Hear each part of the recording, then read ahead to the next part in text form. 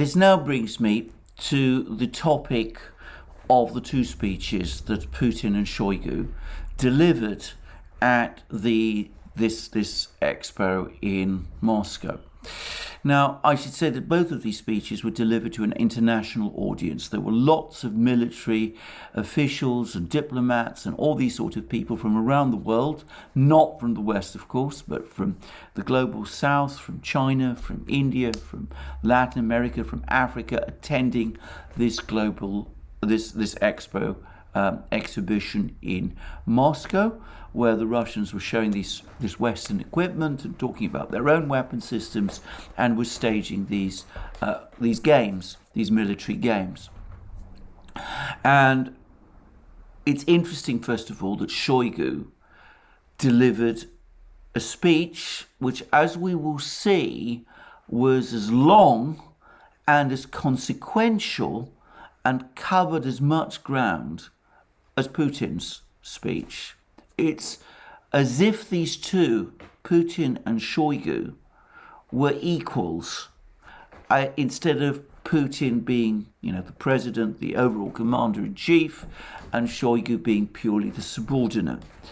And one would expect in an event like this that it would be Putin who would deliver the big main speech, and Shoigu, as the actual host, this is after all the Ministry of Defense event, that Shoigu would deliver a shorter speech, simply welcoming the delegates, perhaps supporting some of the things that Putin has said.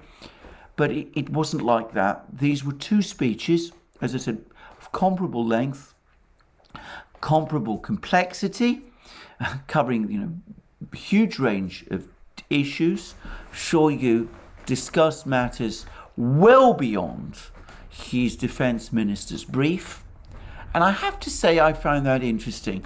Now, I'm not one of those people who engages in that esoteric science of Kremlinology, of trying to work out who is, the rising star in the Kremlin and whose star is fading and who the successor to Putin might be. I find that an almost hopeless exercise, by the way. But the fact that Shoigu was given this amount of attention in front of a foreign audience, a largely foreign audience, I do find interesting in itself.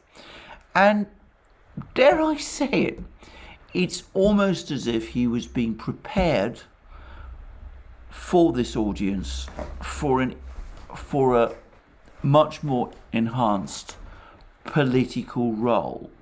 In other words, conceivably, perhaps he's been slated, but perhaps he's been presented as someone who might eventually be Putin's successor.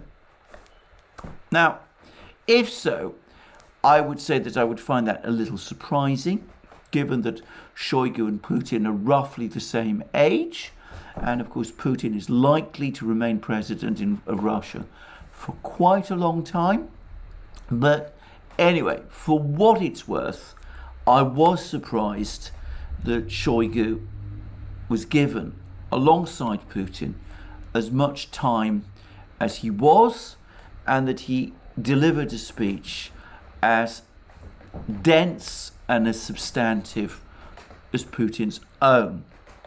But let's put all that speculation about Kremlin politics to one side.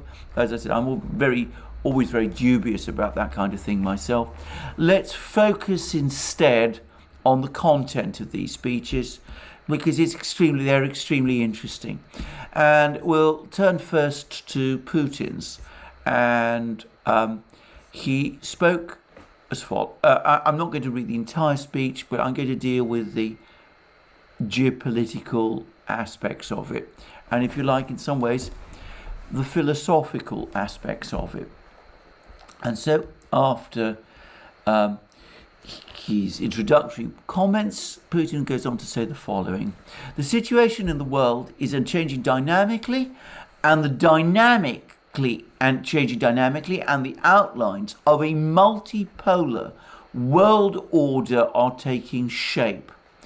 An increasing number of countries and peoples are choosing a path of free and sovereign development based on their own distinct identity, traditions, and values.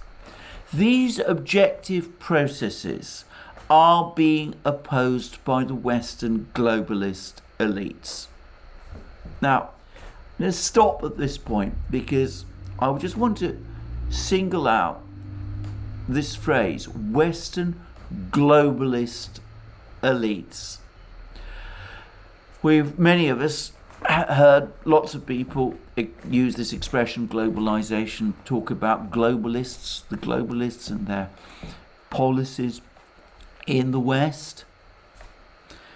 As far as I can remember, this is the first time that Putin actually talks about globalists.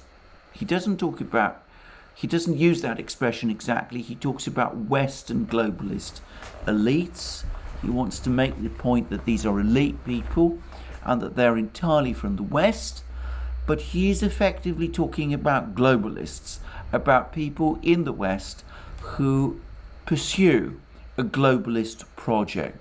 Now, he's talked about a globalist project in the past, held by some people in the West, but now he says that there are actually globalists who have an ideological commitment to this project.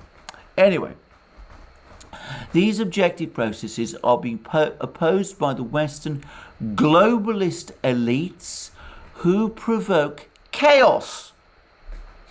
Now, in program after program, in live stream after live stream, Alex Christoforou and I were asked by people about whether in fact all these problems that take place in the world aren't actually deliberately induced chaos on the parts of globalists or the globalist elite in order to facilitate their policy of globalization.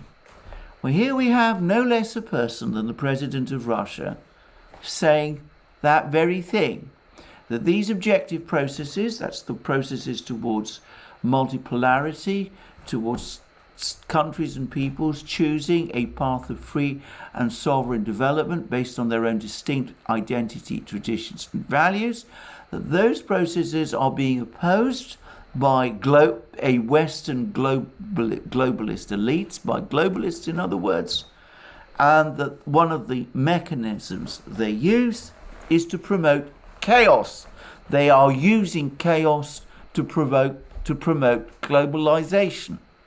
That's not being said by the usual people who are dismissed with various words of mockery by all kinds of people in the West, in mainstream media and the rest. This is now being said by no less a person than the president of Russia. Anyway, he continues, who provoke chaos, fanning long-standing and new conflicts and pursuing the so-called containment policy, which in fact amounts to the subversion of any alternative sovereign development options.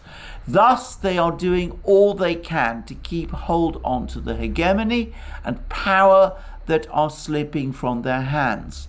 They're attempting to retain countries and peoples in their grip, in the grip of what is essentially a neocolonial order. Of course, the word neocolonial order here is used very advisedly because, of course, Putin is addressing an audience of the global south, of countries that experienced Western colonialism directly.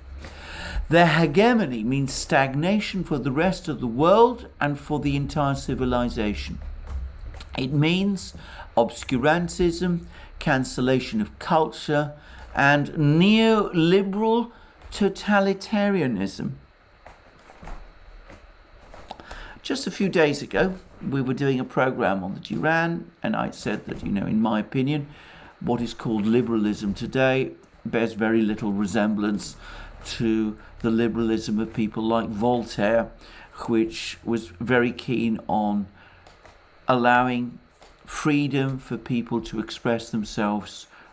Voltaire made that famous phrase, about, he didn't actually, but it's often attributed to him, in which supposedly Voltaire said that, I may not agree with you, but I will fight to the death for your right to say that which you believe. And I said that modern liberals, or so-called liberals, neoliberals if you prefer, no longer think in that way. They're busy suppressing all opinions or expressions of opinions that they don't like. And I said that this has a totalitarian trend. Well, here we see, a couple of days later, no less a person than the president of Russia talking about neoliberal totalitarianism. Now, you find similar criticisms of so-called liberals uttered by all sorts of people. I'm not going to embarrass them by saying who they are, who are these critics, but those who follow alternative media will know. Well, the president of Russia agrees. He also thinks that there is a totalitarian strain within what he doesn't call liberalism, but he's careful to call neoliberalism. To continue, they're using all expedients. The United States and its vassals grossly interfere in the internal affairs of sovereign states by staging provocations, organizing coups, or inciting civil wars. By threats, blackmail, and pressure, they're trying to force independent states to submit to their will and follow rules that are alien to them. The last, clearly, of course, alludes to the social and identity and lifestyle politics that have become so important in the West. This is being done with just one aim, which is to preserve their domination, the centuries-old model that enables them to sponge on everything in the world.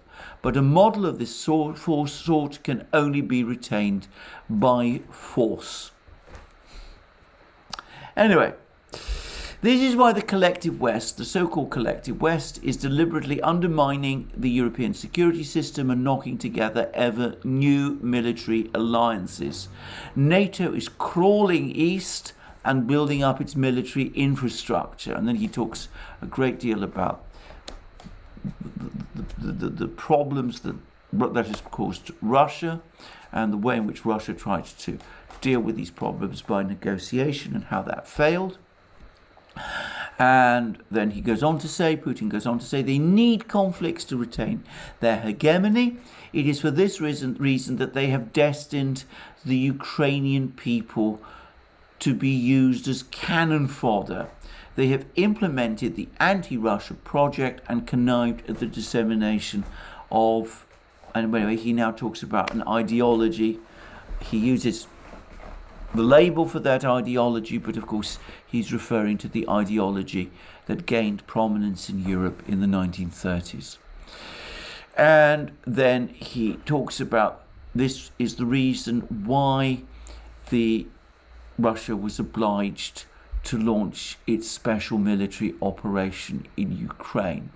And then he talks about how the United States, the Western powers, are trying to use the same mechanisms all around the world. And he then specifically refers to the Taiwan issue. As is common knowledge, the US has recently made another deliberate attempt to fuel the flames and stir up trouble in the Asia-Pacific. The US escapade towards Taiwan is not just a voyage by an irresponsible politician, but part of the purpose-oriented and deliberate US strategy designed to destabilize the situation and sow chaos in the region and the world. So the Pelosi visit to Taiwan was part of a deliberate strategy on the part of the US of creating destabilization, of wrecking relationships, of creating areas of tension, all as part of the overall project to promote globalization. And he then has some things to say about the effect of all of this on Western living standards, By taking these actions, the Western globalist elites, note he's again using that expression, globalist elites are attempting, amongst other things, to divert the attention of their own citizens from pressing socio-economic problems such as plummeting living standards, unemployment, poverty, and deindustrialization. They want to shift the blame for their own failures to other countries, namely Russia and China. Note the pairing of the two, which are defending their point of view and designing a sovereign development policy without submitting to the diktat of the supranational elites. So he uses the expression Western globalist elites again, and now he calls them supranational elites. They're not engaged in looking after their own people, whose living standards, on the contrary, are plummeting. They are instead focused on spreading their globalist model.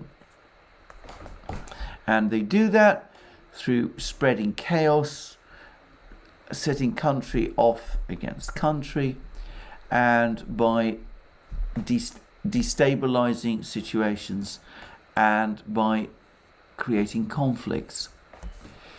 And then he talks about AUKUS being another alliance system that they're trying to create. The Western globalist elites are trying to create.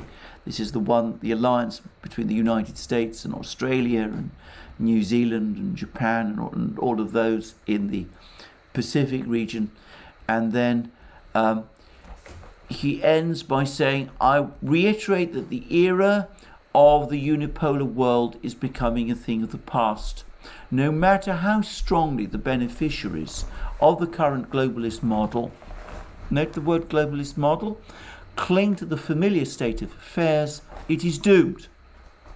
The historic geopolitical changes are going in a totally different direction. And then he goes on to say, I want to emphasize that the multipolar world, based on international law and more just relations, opens up new opportunities. And then he discusses what those are: for countering threats, for improving living standards, and for securing peace. So he's not only repudiating globalization in this whole speech, he's also identifying elites in the Western countries as promoting globalization. He says that they use chaos to achieve globalization. He says that as part of this globalization project, they're prepared to foment wars, to impose alien ideas and ideologies and social policies and lifestyles on people. And he says, in other words, many of the very same things that Western critics of globalization have said. And he says that China and Russia together, allies in all but name, are the force that is standing in the way of this globalization model. And this is why they're being targeted by these Western globalist elites, which, though Western, because they are all drawn from people in the West, are actually supranational. They have no loyalty to their own populations, whose living standards are plummeting. Now, as I said, you're going to find lots of people in various websites, media places, independent platforms who talk about all of this. But this is the president of Russia who's talking. And he's talking about all of this to people from the global south. And he's telling them, this is a new form of colonialism. If you submit to this, if you allow yourself to be caught up in this, you will face a new colonial mechanism which will be as disastrous for you economically as the previous straightforward colonial system was. Powerful words, words that, as I said, Putin would not have spoken just a few years ago, but words which I have no doubt at all reflect his inner convictions. Now, that's Putin. And let's now turn to Shoigu. And as I said, Shoigu's speech is actually longer. And it covers much of the same ground. And I find that very interesting. But he also talks about the progress of the military operation in Ukraine. And I'm going to again read excerpts from this speech. The speech again is very long, as I said, longer even than Putin's. But I'm going to say a few things. I'm going to read excerpts and people can get some sense of what Shoigu said. So he says that, starting now what he says. This conference comes at a time of radical change in global and regional security. The unconditional dominance of the United States and its allies is a thing of the past. On February 24th, 2022, the start of the special military operation in Ukraine marked the end of the unipolar world. Multipolarity has become a reality. The poles of this world are clearly defined. The main difference between them is that some respect the interests of sovereign states and take into account the cultural and historical particularities of countries and peoples, whilst others disregard them. There have been numerous discussions on this topic during previous sessions of the Moscow conference. And then to continue, he says, in Europe, the security situation is worse than at the peak of the Cold War. The alliance's military activities have become as aggressive and anti-Russian as possible. Significant US forces have been redeployed to the continent, and the number of coalition troops in Eastern and Central Europe has increased manifold. It is important to note that the deployment of additional NATO joint force formations on the bloc's eastern flank had already started before the start of the special military operation in Ukraine. NATO has dropped its mask. The aggressive nature of the bloc was no longer concealed by the wording of the coalition's purely defensive orientation. Together, NATO's strategic planning documents enshrine claims to global dominance. The alliance's interests include Africa, the Middle East, and the Pacific Rim. In the West's view, the established system of international relations should be replaced by a so-called rules-based world order. The logic here is simple and has the form of ultimata. Either the alliance's democratic partner candidate loses sovereignty and becomes supposedly on the right side of history, or it is relegated to the category of a so-called authoritarian regime against which all kinds of measures up to and including coercive pressure can be used. And then he goes on to discuss, Shoigu goes on to discuss a great deal about the military operations in Ukraine. And he says the following: the supply of weapons and military equipment to Ukraine is being stepped up, and training of the Ukrainian army is being carried out. Huge financial resources are transferred to maintain the viability of the Ukrainian regime. The actions of Ukraine's armed forces are planned and coordinated by foreign military advisors. Reconnaissance data is supplied from all available NATO sources. The use of armaments is supervised by Western specialists. NATO's efforts are aimed at prolonging the agony of the Kiev regime. However, we know for a fact that no one in NATO has any doubt that the goals of the Russian leadership's special military operation will be achieved, and that plans to strategically and economically weaken Russia are failing. Well, that's a very interesting last statement. How do the Russians know that for a fact? Well, they do have a very extensive intelligence apparatus. If that is right, then I ask again that question I asked in so many videos. If the West knows that its operations in Ukraine are failing, that the Ukrainian project is ending in a debacle. Why do they carry on with it? What is the logic of this war at this point? But anyway, I'm not going to repeat myself on that. You've probably heard me say that many, many times. Let me now go on to what he says about Western weapon systems. The special military operation has dispelled the myth of super weapons supplied to Ukraine by the West, which are capable of fundamentally changing the situation on the front. Initially, they were talking about deliveries of Javelin anti-tank missiles, Javelin anti-tank systems, some kind of unique drones. Lately, the Westerners have been promoting the role of super weapons with HIMARS multiple launch rocket systems and long-range howitzers. These weapons also grind to a halt in battle. They have not made any significant impact. Russian weapons, for their part, have proved their best qualities in combat. We are taking a close look at the trophy weapons from the West. The features and their specific qualities are taken into account in order to prove the way combat operations are conducted and the effectiveness of Russian armaments. And then he has a lot to say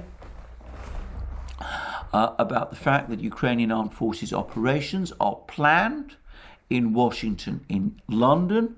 Not only are coordinates of the targets to be attacked provided by Western intelligence, but the input of this data into Western systems is conducted under the full control of Western specialists. That would suggest, by the way, that if we're talking about HIMARS launchers, that there are Western specialists there with the HIMARS launchers in Ukraine itself, literally where the launchers are themselves positioned.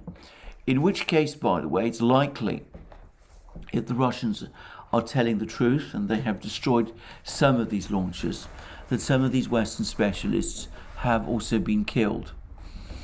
Anyway, just mentioning this. I'm not saying it's the case, by the way.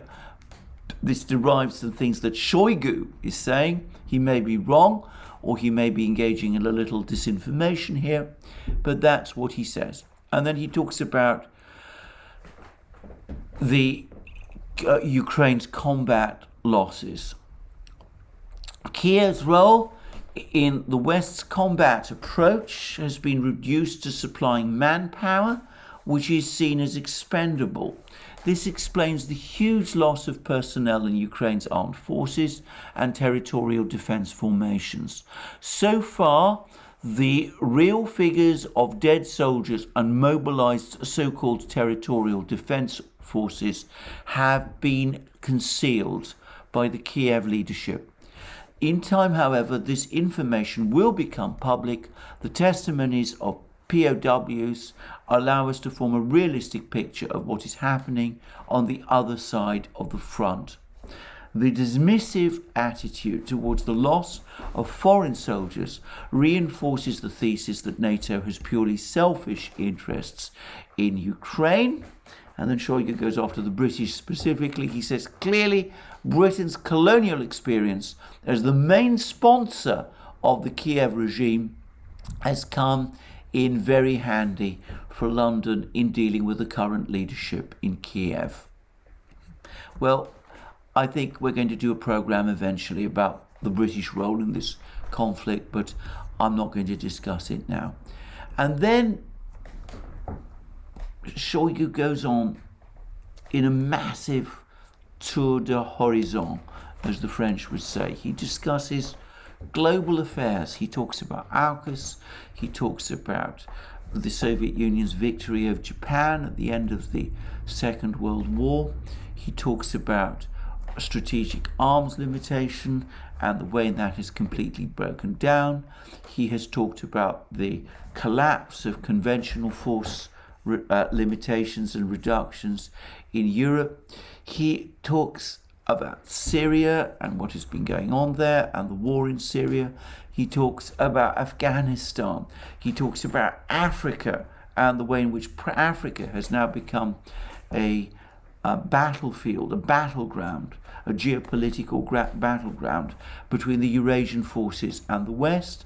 He talks about media campaigns in Latin America. He talks about launched by the West, and all of this within the framework of this great conflict between Russia and its geopolitical allies and the Western powers who are promoting this policy of globalization.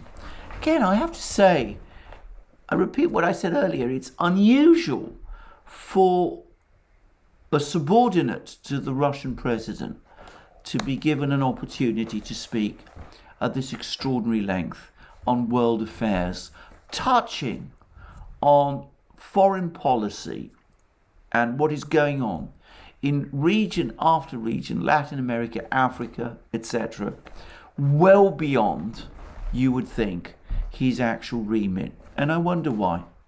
But anyway, let's put all that aside. Two clear takes here. First of all, my impression was that both Putin and Shoigu, especially Shoigu, came across as supremely confident. They are clearly feeling that they are winning. They're winning the economic war against the West. They are winning the military conflict in Ukraine. They are winning the battle for ideas around the world. There was nothing pleading about these speeches. They were delivered in an extraordinarily confident way. And film I've seen of Putin in particular, he looked extremely relaxed. I haven't seen film of Shoigu, but I suspect it's the same of him too. So two very confident speeches. The second is, it's now clear that the Russian leadership has completely accepted the globalization thesis as an explanation for Western actions. They don't see themselves pitched so much against the West and its people, but rather against a globalist elite located in the West and in control of the West. And they see that globalist elite willing to spread chaos, to incite conflicts as it tries to maintain its grip and at the same time expand its area of control and achieve this globalist project.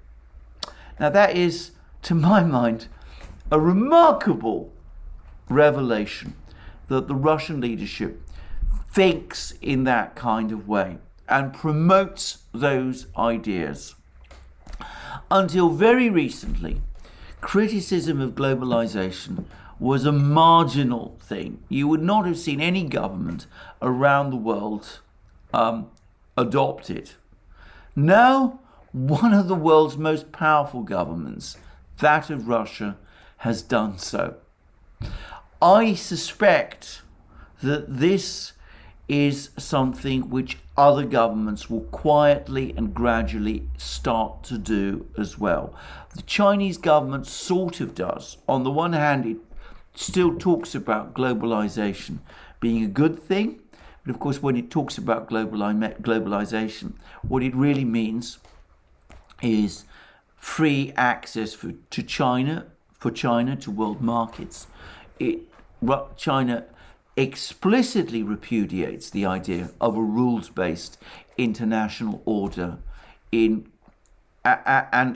asserts, as Russia does, a world based on sovereign states, anchored in international law and the UN Charter, something completely different from globalization. So China is already edging towards the Russian position, even if they do sometimes, for their own reasons, give the odd nod, at least to the label globalization, though as I said, they mean something else by it. But I suspect that before very long, more and more countries are going to follow where Russia has led and are going to come out and speak openly about globalization and about the globalist elite, and they're going to openly repudiate it. This is something new. Shoigu talked about the masks having fallen. And of course, he referred specifically there to NATO. But in a way, you could say the same is true of Russia. The Russians have been very measured and careful up to now to talk the talk, to limit themselves to the kind of language the West uses to appear, if you like, to adhere to Western nostrums and positions on the framework of international relations. It's now quite clear that deep down they reject those ideas. They reject the entire globalization project, and they don't just reject it, they now see themselves as opposing it, and they see themselves as the leader opposing it. And they not only see themselves as the leader opposing it, they believe that most of the world agrees with them. Now, that is something new.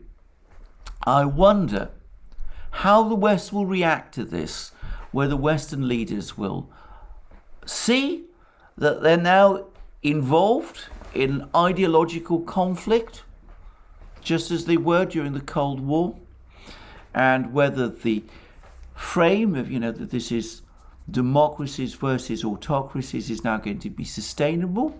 The Russians will say that it's sovereigntists versus globalists, not democracies versus autocracies. They will say that, on the contrary, it is they who stand for democracy and the Western globalist elites who reject it. We'll see how Western elites confront this challenge. But challenge it now is.